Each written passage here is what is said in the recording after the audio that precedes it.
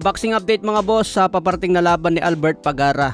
Kinumpirma ng manager niya na may darating na laban si Pagara ngayong November 15 sa Thailand. Tinanong ko mga boss kung sino ang kalaban niya sa Thailand at hindi pa sinasabi. Pero may laban daw talaga siya sa Thailand ngayong November 15. Sabi nga ng manager niya, tune up lang ito mga boss. May kartada siya ngayon na 36 wins, 25 KOs, may 2 talo.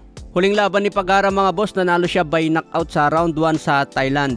Bata pa lang si Pagara, edad 31 pa lang. Kung magsipag ito sa training, talagang malayo pang marating mga boss. Samantala, Terence Crawford at Vasily Lomachenko nagkita nga po sa Colombia. Nag-enjoy na ngayon si Vasily Lomachenko dahil retirado na ito sa boxing. May isang pahayag nga si Vasily Lomachenko kung saan tinanong siya tungkol sa laban niya kay Tank Davis noon.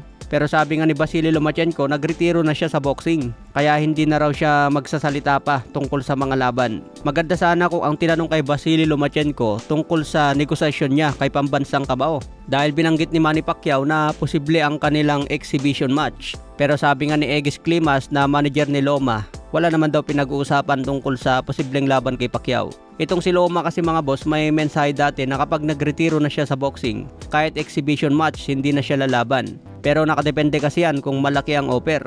Pero kilala si Lomachenko na hindi naman pera-pera ang habol niya sa boxing. Talagang legacy ang gusto niya. So abangan natin sa January kung sino ang itatapat kay pambansang kamao. Pero malapit na naman po ang December mga boss. Hanggang ngayon hindi pa nagte-training si Manny Pacquiao.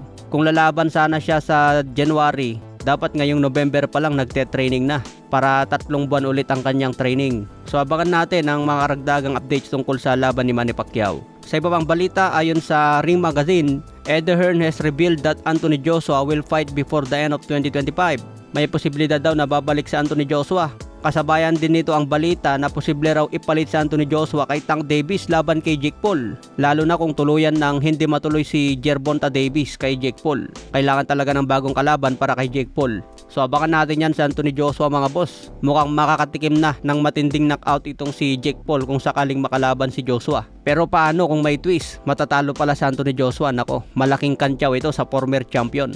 Mukhang aangat na naman ang pangalan ni Jake Paul kung sakaling manalo kay Anthony Joshua. Okay mga boss, so abangan na lang po natin ang mga susunod na updates.